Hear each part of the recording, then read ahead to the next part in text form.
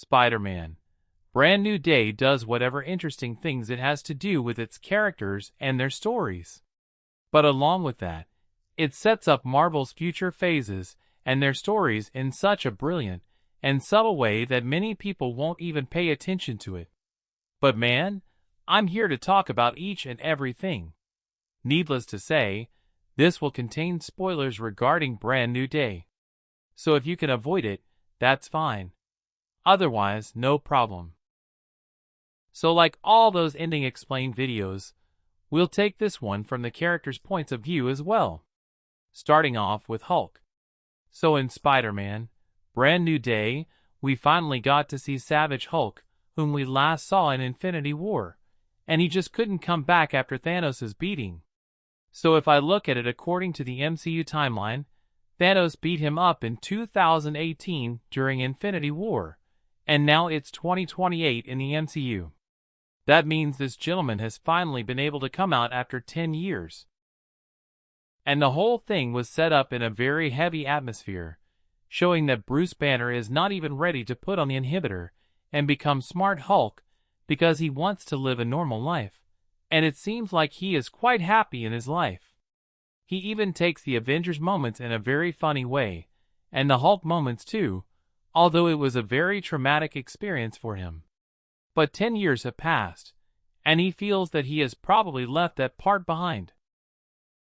But then this same CD sang, Jean Grey, whom we'll talk about later. She goes to Lafayette Street where Bruce Banner lives, and there she takes over his mind.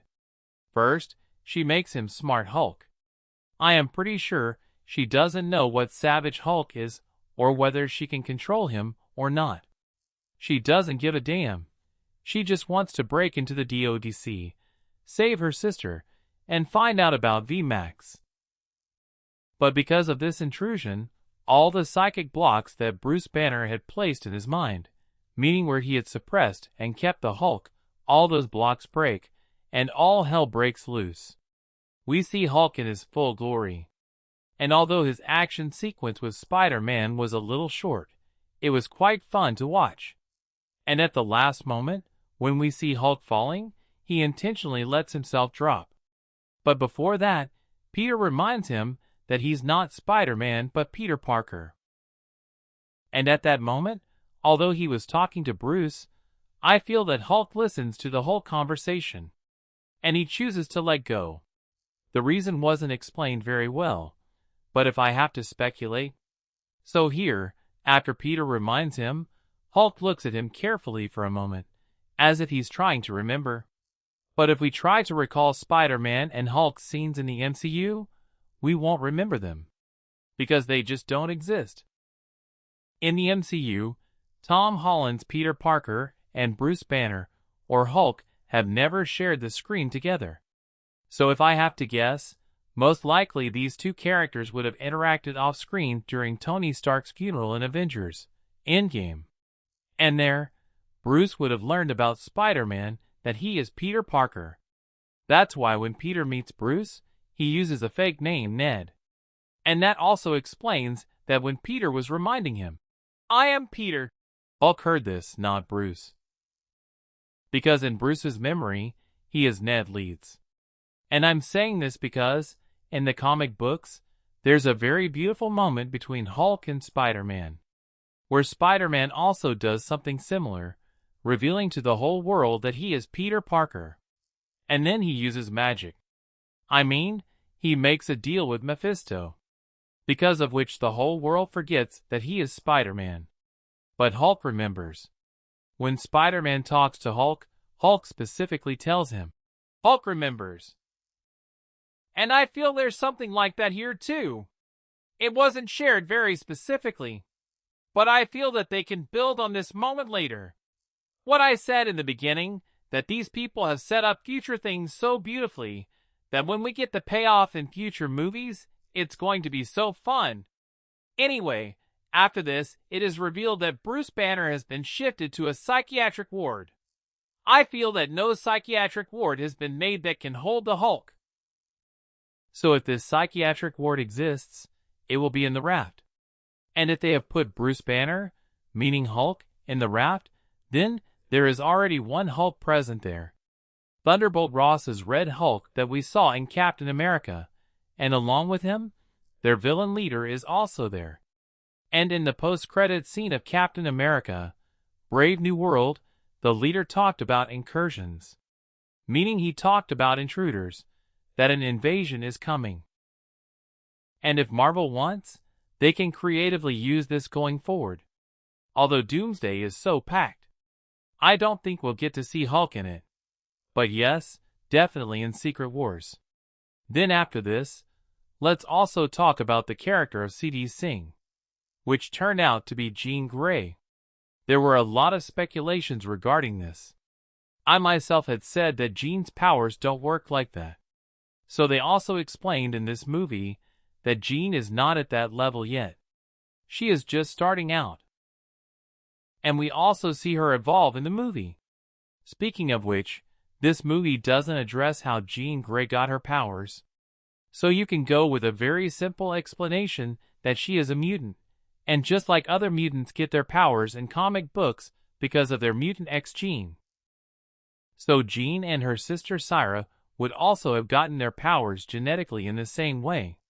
The interesting part here is that the mutant X gene, which makes any human a mutant in comic books, if it has to activate, it will activate either at the time of puberty, or if that person suffers some very heavy trauma or personal loss, then at that time the gene activates. And we see this same thing in this movie. When Maedis locks Jean in that room and exposes her to his machine. Then she realizes what the actual meaning of her sister's last telepathic message, the name, VMAX, that reached Jean is. Her sister was probably sitting in that same room, on that same chair, in front of that same machine, so severely traumatized. Her brain was so horrifically fried that she didn't even know what she was seeing and what she was communicating to whom. Maybe she tried to tell Jean something else. But her brain was so fried that she just told what she saw, the last thing she experienced. Her brain just kept sending that same message, which wasn't even a complete word, it was just VMAX, which meant nothing. And it is such a dark moment, man. I mean, when I was watching that scene, the thought in my mind was, what the moment Jean realizes that her sister is dead and what happened to her. How horribly did she die? Her powers explode in a terrifying way. I mean, what she was able to do with one person, now she creates a bubble and psychically blocks and traps all the people there. It means that now, however many people are in that bubble, they are all under Jean's control. And using this same power, she attacks Spider-Man with the hand ninjas. That too purely coordinated, which tells that it is the work of a single brain. The way they hold onto each other, climb on top of one another, and do a perfectly coordinated attack on Spider-Man. It feels as if, like when you move your hand, your shoulder moves for it, your elbow moves, your wrist moves. Then your fingers go and grab something. So this was exactly the same thing with Jean controlling the hand. But in this too, you can ask a question that if this mutant X gene exists in the MCU, meaning it can activate in anyone at any time, then why hasn't it happened until now?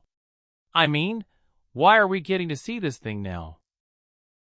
So I feel that the explanation for this thing is also very, very brilliant. Like I said, these people have set up things for the future so beautifully. So the explanation of this whole thing is just one word. It starts with ill. Anyway, Jean doesn't get the same treatment as Bruce Banner, meaning she isn't captured for the raft. Now she escapes at the end.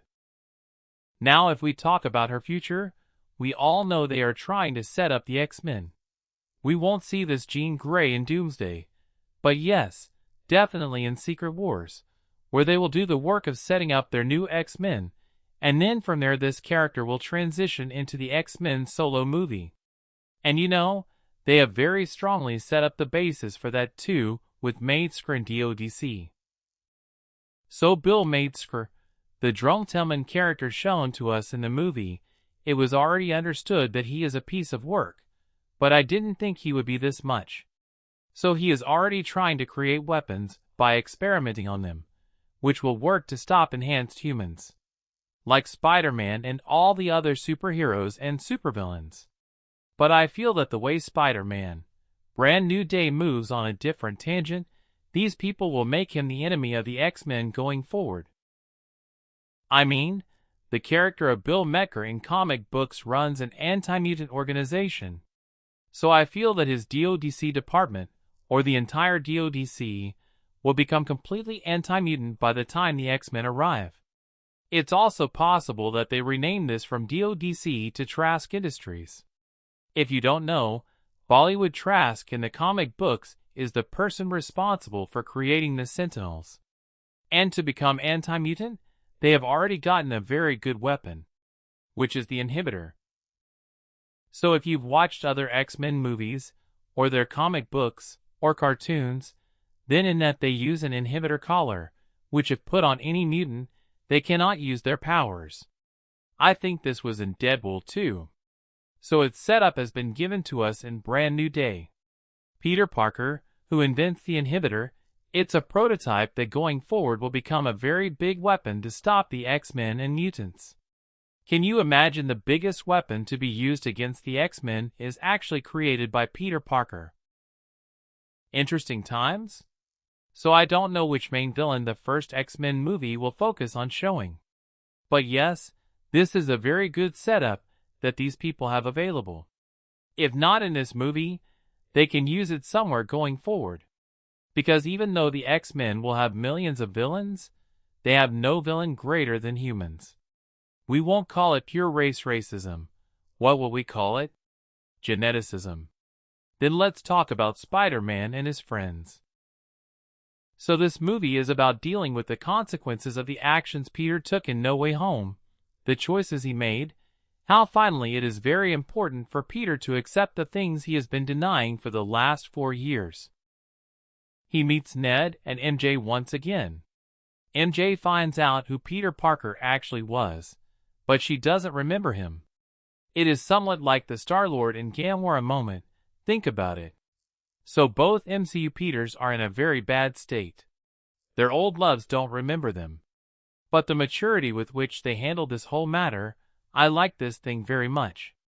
Because MJ doesn't remember, so she doesn't have any feelings for Peter.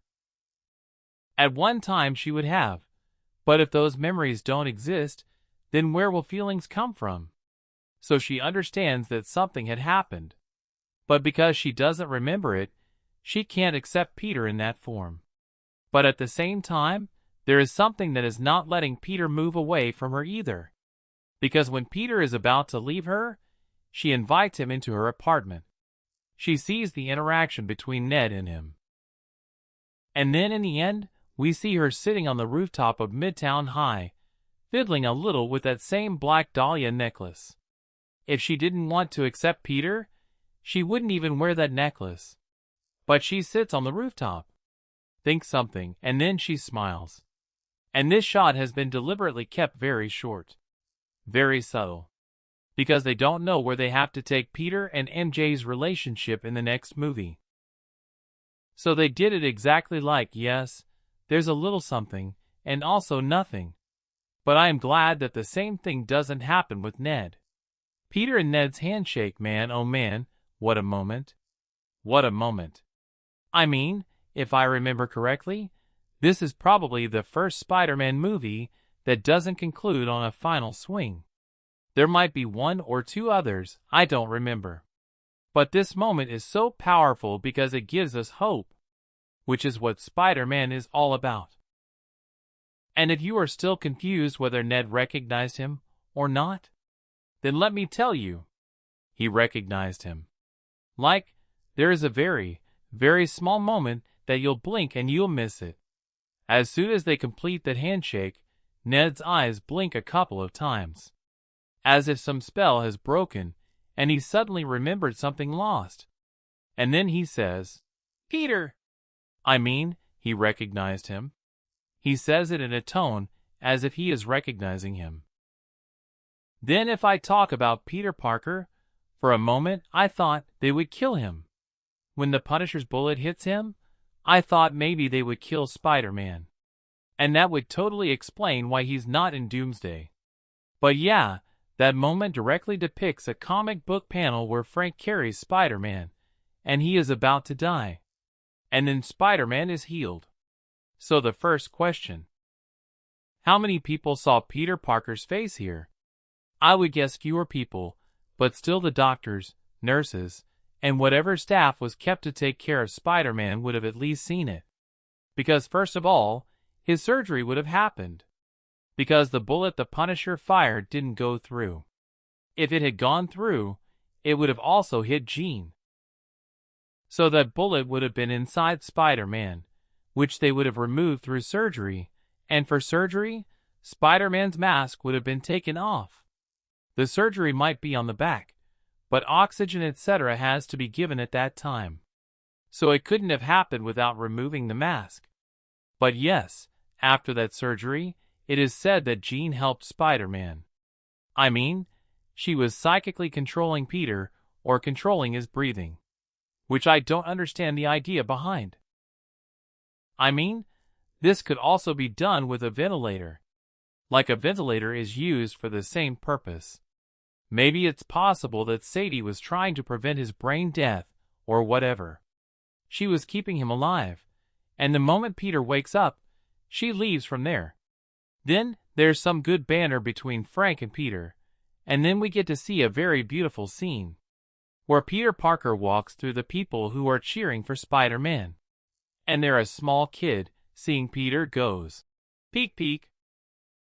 I would understand that this moment might not hit everyone. But I felt it, and I like the idea that as much as Peter needed Jean, Jean also needed Peter, because Aunt May's, that memory of Peter is actually what helps Jean move on when she understands how much people in the world need others. How much they need their friends. That is when she actually realizes what she is doing. And this same thing will become very important for Jean Grey going forward when we see her in the X-Men team. Because she will be a very integral part of the X-Men, and going forward when the Phoenix Force takes her over, yeah, I feel this is going to be very interesting. And that thing I said about setting things up, so now you imagine, okay, you've seen Jean and Spider-Man together. Now when we see them together on screen in an X-Men movie, or in an Avengers movie, or later when the Avengers vs. X-Men event happens, then how great that payoff is going to be. Because we know that this thing has happened, and everyone watches Spider-Man movies. So everyone knows that these two have interacted with each other. So whenever they meet in any crossover event going forward, it is going to be very cool. And this same thing we have been missing in the MCU since after Endgame, which these people used to do before. I mean, in some movie, there are some characters, they have interacted. Then going forward, they interact again at a grand level. So that used to be a huge payoff, which is being set up for us once again. Then let's also talk about Peter's powers. So I would say that I felt this was a little underwhelming because Peter's powers were teased as a very scary thing from the trailer. But at the end of the day, it turns out to be just a build-up. To create that hand fight, the whole fight, it was just a build-up and nothing else. I mean, we haven't seen any greater consequences of his evolved powers. At least not yet. Yes, we'll talk about it going forward, not in Doomsday though. But in Secret Wars, we might see Peter dealing with the consequences or the aftermath of it. When he finally gets Venom, then, yeah, that is also going to happen. I mean, his evolved powers can play a very important part regarding Venom. And as far as Frank Castle is concerned, Frank was used as comic relief in this movie. And to be honest, I am not complaining. This felt like a very fresh take on John Bernthal's Punisher to me. I mean, the constantly brooding Punisher we had been seeing. It felt so different. But I also want to know that, Punisher brother, when you were telling Peter that you've never seen anyone take a bullet for someone in your life. Then what about Daredevil, man? Just a little while ago, he took a bullet for his enemy. And then we come to its post-credit scene. So I want to know which great soul was calling this whole post-credit scene a waste of time.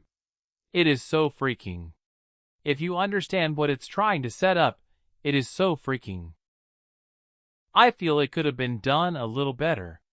But still, we see the Spidey Tracker app, which is tracking Spider-Man, and then it goes out of Earth, saying location unknown, and then we're shown Spider-Man's location in space. It doesn't signify a lot other than that we're going to see Tom Holland's Spider-Man in space. But if you try to understand this better, you'll realize that it is so much more than that. First of all, we see the Spidey Tracker on Earth in Queens. The tracker is right there. It's beeping, zooming out. That tracker is still on Earth. And in between, we hear a voice that, "New Spider-Man location found." Then the tracker moves from Earth to another planet, and there's a slight glitch in between. After that, we are shown a new location of Spider-Man in space. So I feel that this is not Tom Holland's Spider-Man. Tom Holland's Spider-Man is right there in Queens, which the Spidey Tracker was locating. This is either Andrew Garfield's Spider-Man or Tobey Maguire's. I know it sounds weird, but that glitch that happened, it might be denoting an incursion. Either it could be that another Earth has come to do an incursion with their Earth, maybe Tobey Maguire's or Andrew Garfield's. Or if you notice that tracker, it's in space, not on any other Earth. It could also mean that one of these two Spider-Man's Earths has been destroyed. And now, just like Thor was floating in space in Infinity War, this one is also just floating in space. Man, I got goosebumps just thinking about it. One thing I am very clear about. We won't have to wait much for the answer to this whole thing. This is happening in Doomsday. I am 100% sure about this. And if you're thinking whether this could also be Miles' Spider-Man apart from Tobey and Andrew, then it could be. But think about it logically.